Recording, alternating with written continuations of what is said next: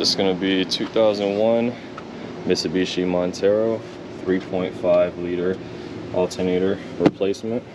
The alternator is located on the left side of the bank, underneath this air inlet here. You see it tucked down in there. Now the GoPro is probably kind of hard to see, but it's literally right there. So this is going to be kind of the how-to, the walkthrough, and going ahead and getting that part replaced. So the first thing we're going to do is go ahead and remove the battery terminals. I'm going to end up just doing both. It's always just safer that way. Always just do both and then tuck them aside, so that they don't have any room or any way to touch the terminals again on the battery. So we'll just go ahead and get that started. The reason why I'm doing this, I did the test. The alternator said it was putting out low performance, yada yada yada, just underperforming, and just need to get it changed. And sometimes the battery light would flash on there, so I'm like, okay, new battery, new starter.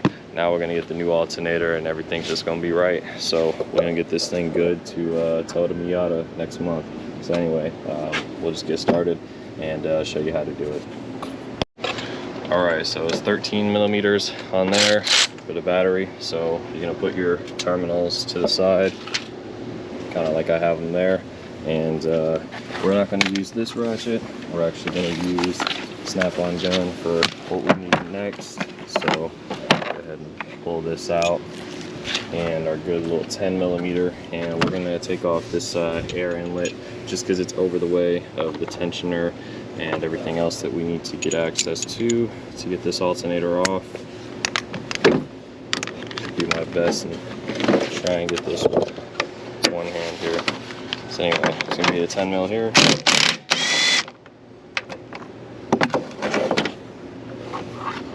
And another 10 mil right here.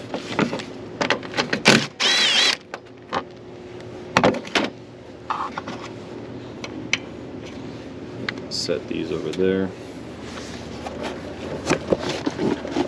This box. So now that those are out, should be able to go ahead and lift this up and out of the way. And I always try and set my parts out this way. And what I like to do is set them here and then start moving outwards. That way, when I am finished with the project, I start back here and then move all the way back, so I know that the order of which I took things off was the right way. It's just to stay kind of, you know, organized. Anyway, so go ahead and figure out how to get this part off. I think it probably just pulls out. I could be wrong, so just to verify, instead of pulling on it, just go ahead and open up this air box. Alright, disconnect mass airflow sensor. We'll lift this up and over. Pull the air filter out, which is not too bad. So we're not going to bother replacing that. But yeah, looks like this right here. All we're going to do is just try and pry those clips down a little bit, and then we should be able to pull that out. So let me do that with two hands and move this outwards. The tensioner is down here. So regardless, I'm going to replace this at a later time. But right now we're just going to take tension off the belt, and that way so we can get the alternator bolts out. So let's do that real quick. And I give you a better visual. This is why you want to inspect your pulleys. You can see the cuts in it. How that happened, I don't know. Luckily it's not in the groove portion, but yeah, anyway. So you just take it out right from here and right from the hole on the tensioner itself, and they will come apart. So I'll go ahead and set this with the bolt through there. This is the bolt that goes through the tensioner. So the tensioner itself is going to be held on by a bolt up here. Alright, so it was just the one bolt, so that means two bolts total, and it was a 12 mil for this little small one here, and the bigger one that I took out is 9/16 or 14 mil, whichever. They both work. But as you can see, this right here was just stripped. It's just getting stripped, and there's just no way I was going to be able to get that out, so we're just going to have to replace this with our ratchet. And I believe, again, on the alternator, it's going to be 9/16. Most of the stuff is, or that 14 mil. Yes, sir. So there's a bolt here right on top. This is nice and easy to see, so I'll go ahead and get that off real quick.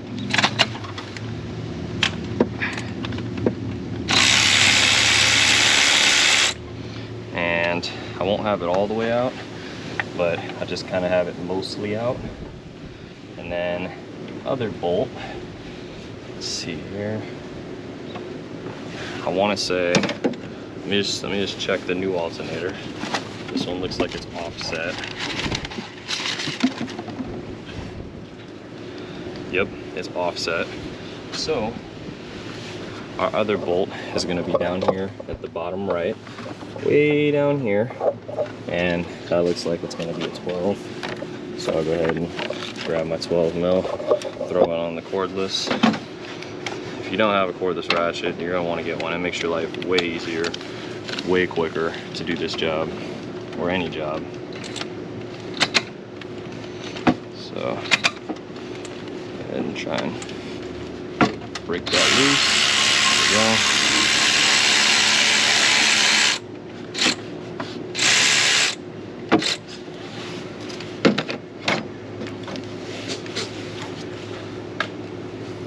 So here it is. Like I said, you have your one right up top here, and your other one is offset to the right over there. It's not like most alternators where you see it and it is straight up and down. So most of the time you'll see it way on that other side right here. That's where it would normally be on most alternators, but this one, it's offset a little bit, and this this bolt right here goes there. So that's how that goes. Now, when you see it, the alternator is behind this main bracket here. So when you put it in, you want this end of the alternator to be inside, not on the outside. Also, it won't screw in right if you got it wrong. So yeah, anyway, so we'll go ahead and take this out the rest of the way. There's that. Got that second bolt out, and there it is on top, the longer bolt. It's real hard to mistake the two.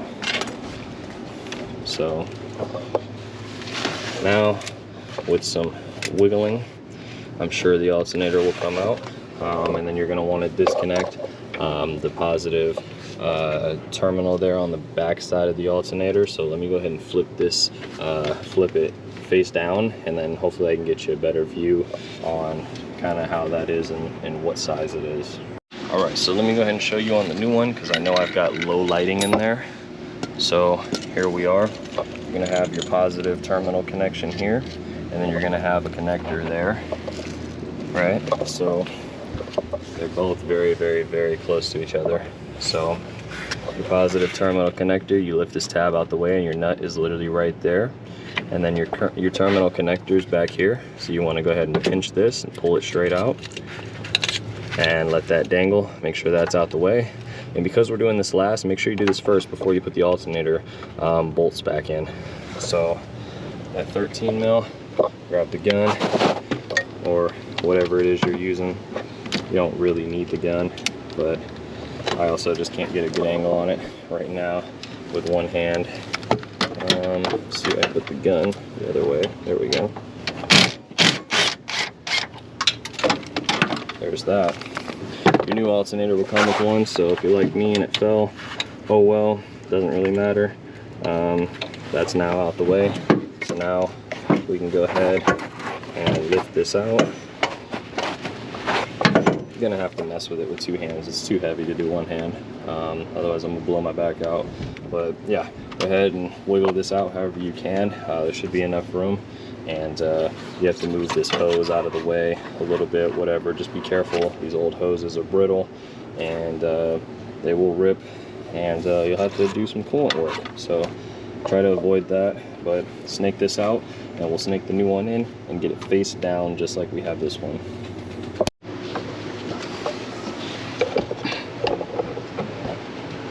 All right, new one going in. and it kind of had to be at a little bit of a weird angle to get it in. Usually going down in is easier than coming up, because gravity is kind of let the weight of it fall down. So like I said, put it face down in there like we did last time to get it out. It's laying in there face down, and we'll unscrew the 13 mil for the positive terminal connector. So we got that unscrewed. Go ahead and pull this little piece back, and you'll have to adjust the alternator. You'll have to do it with 2 hands. Yeah, more than likely you have to do it with 2 hands. But throw this connector on, tighten it down, make sure it's snug, and then go ahead and plug in the clip before you put the bolts in.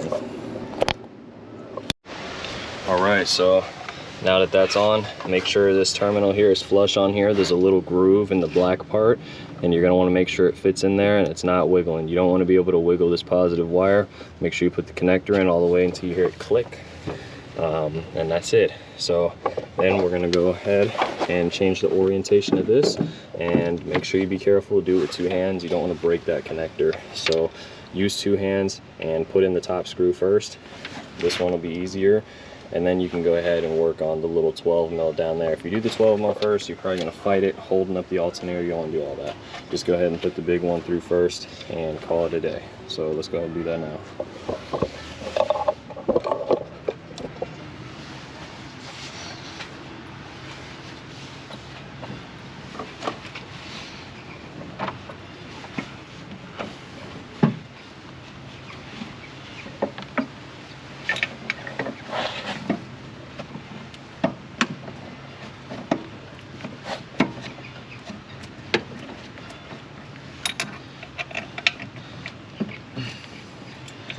It is going to take a little bit of finesse, so don't be surprised.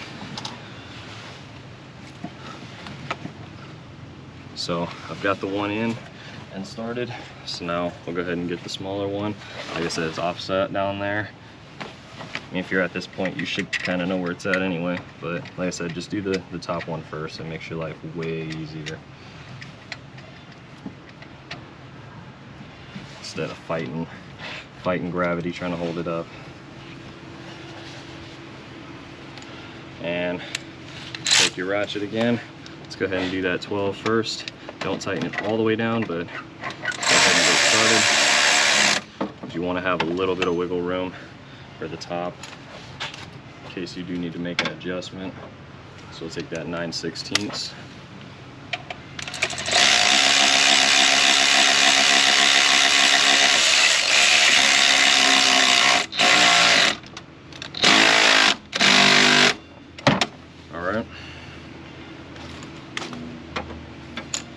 And we'll go back to the 12 mil.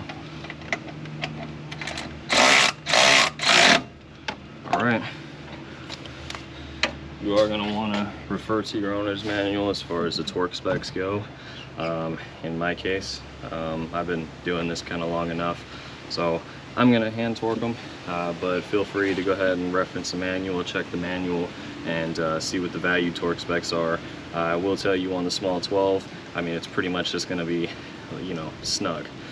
It's not a big bolt, so you want to make sure there's no play in your alternator, it's not moving, yada yada yada.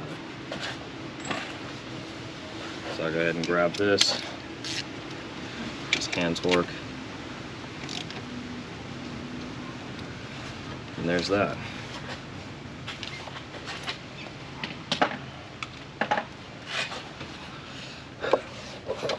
Cool. So this is what it's going to look like with the alternator in. So in your case, what you should be doing now is going ahead and putting the tensioner back on, but I am waiting for a tensioner to come in, so we are going to replace that, and hopefully the idler pulley too, if I can get my hands on that cheap enough. Like I said, right now I'm kind of on a budget, so I'm like, you know, the idler pulley hasn't been chewing up the belt, so I'm like, yeah, you know, it is what it is. I can probably wait on that. But as far as your other pulleys go, just go ahead and spin them. you know, make sure they spin, shake them a little bit, make sure the bearings are still good, because you could be getting noise if you're having squeaks and stuff like that. At this point here, it's also probably a decent idea to go ahead and just check out your belt, make sure there's no cracks along the ridges and stuff like that. So yeah, let's I think this belt here looks fine for a little bit. Because it's been a while, probably since it's been changed, I usually would change it, but it's quick enough and easy enough for me to do it another time, so that's probably when I'll do it. Thank you. So yeah, I'm waiting on the tensioner and to be determined on the idler, but like I said, that's a good reason why to check. Check your parts while you're in here. You're already in here once, you don't want to have to do this twice. But like I said, these power tools will make your life a lot easier, make it way quicker. And yeah, so we'll wait on that and we'll continue the video once I get the new parts in. Alright, so both bolts are started, so I'll go ahead and get the center one down. The torques, but anyway.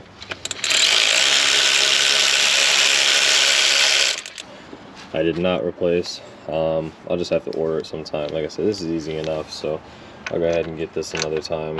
But hasn't chewed through the belt yet, so, or actually it may not at all, just because of where it's cracked at, but I'm not really going to worry about it just this minute. So we get that started. Roll this on here. And again, we'll get this kind of snug. That should be more than enough. Go ahead and make sure it spins freely.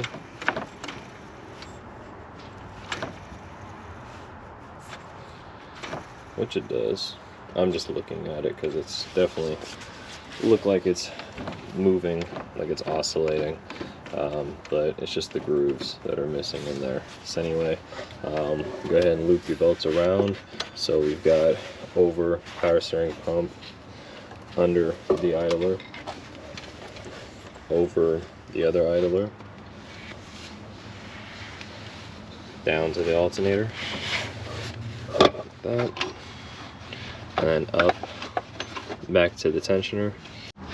So once you get the belt routed, go ahead and get your little breaker bar. You're going to want to use a breaker bar because it's going to be way more leverage that you can get on there. So go ahead and turn it clockwise. It'll release the tension over there. So what you're going to want to do is just verify that it's inside the grooves on all the pulleys before you start it up, because otherwise it'll run the belt off. So just go ahead and do a little inspection, make sure you check the tension on the belt, make sure everything is working properly. Like I said, around the power steering, down to the AC, sorry, up and over the fan, down and under the crankshaft, up and back around the tensioner idler there,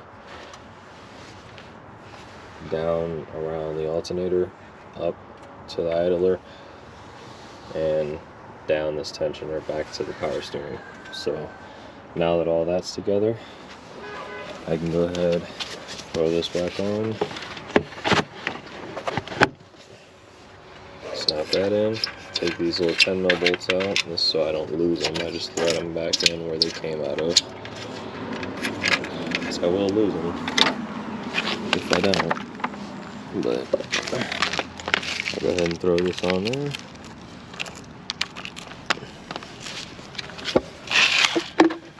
Grab my little air intake snorkel.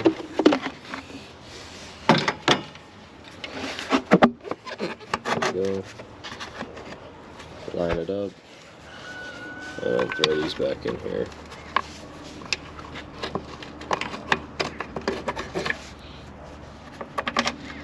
And then lastly, after all this, after making sure all your connections are tight and everything like that, which really they should have been tight when you were doing them, but just double check your connections, your caps, everything, make that a good force of habit. But come down here. So that's in.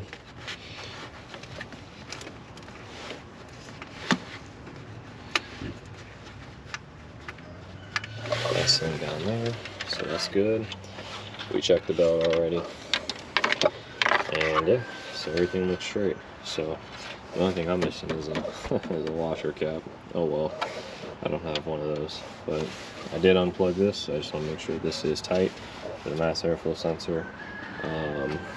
But other than that, I think we're good to throw the battery terminals on, and then we'll go ahead and start it.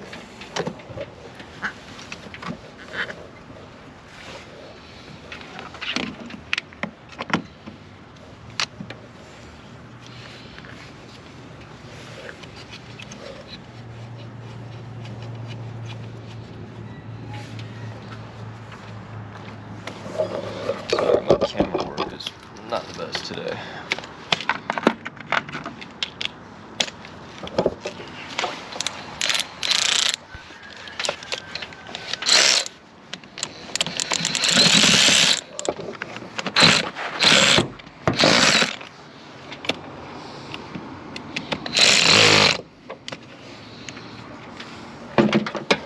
I may have to go back and hit this. No, we're showing. So let's go ahead, key in it. Let's go ahead and start it up and make sure that there's no battery light.